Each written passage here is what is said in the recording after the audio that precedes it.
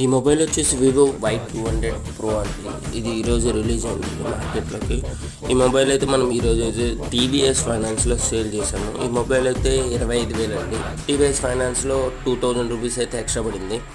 ఈ mobile features వచ్చేసి curved display అండి. T2 Proకి బదులుగా ఈ మొబైల్ అయితే తీసుకుని వచ్చారు.